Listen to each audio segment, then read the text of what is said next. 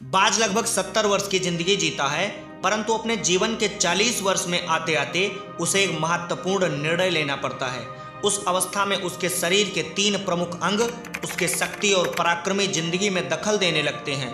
पहला, पंजे लंबे और लचीले हो जाते हैं तथा शिकार पर पकड़ बनाने में कमजोर हो जाते हैं। दूसरा, चोंच लंबी होकर आगे की ओर मुड़ जाती है और भोजन में व्यवधान उत्पन्न करने लगती है।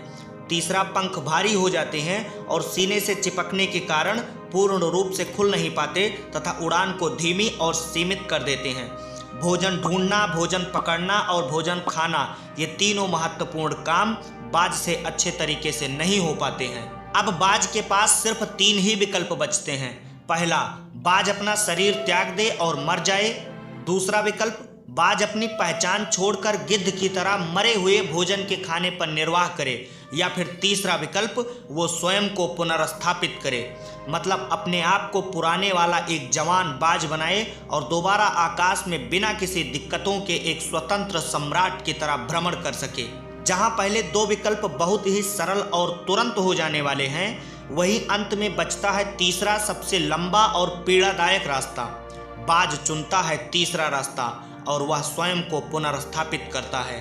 वह किसी ऊंचे पहाड़ पर जाता है और एकांत में अपना घोंसला बनाता है और तब स्वयं को पुनर्स्थापित करने की प्रक्रिया को प्रारंभ करता है। सबसे पहले वह अपनी चोंच को चट्टान पर मार मार कर तोड़ देता है। उस बाज के लिए चोंच तोड़ने से ज्यादा पीड़ादायक कुछ भी नहीं, परंतु वह करता है और वह प्रतीक्षा करता है चोंच के पुनः उग आने की। उसके बाद वह पंजे भी इसी प्रकार तोड़ देता है और प्रतीक्षा करता है पंजों के पुनः उग आने का। नई चोंच और पंजे आने के बाद वह अपने भारी पंखों को एक एक करके नोच डालता है और दोबारा प्रतीक्षा करता है पंखों के नए आने का।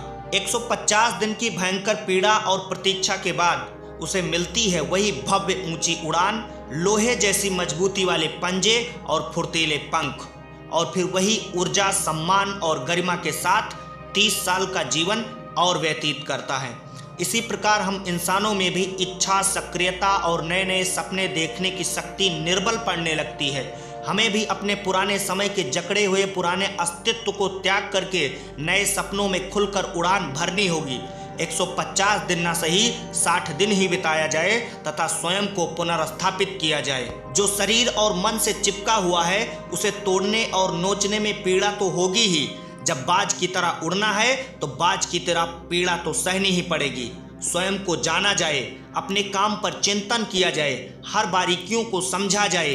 इतना करने से ही उड़ान ऊंची ही नहीं बल्कि आसमान का सीना चीरने में सक्षम होगी। आपसे सिर्फ इतना ही निवेदन है कि छोटी छोटी शुरुआत करें परिवर्तन करने की। उम्मीद करता हूं कि यह वीडियो आपको अच्छी लगी हो। अगर एक भी बात दिल तक पहुंची हो तो चैनल को सब्सक्राइब करके वीडियो को लाइक करें। जय हिंद।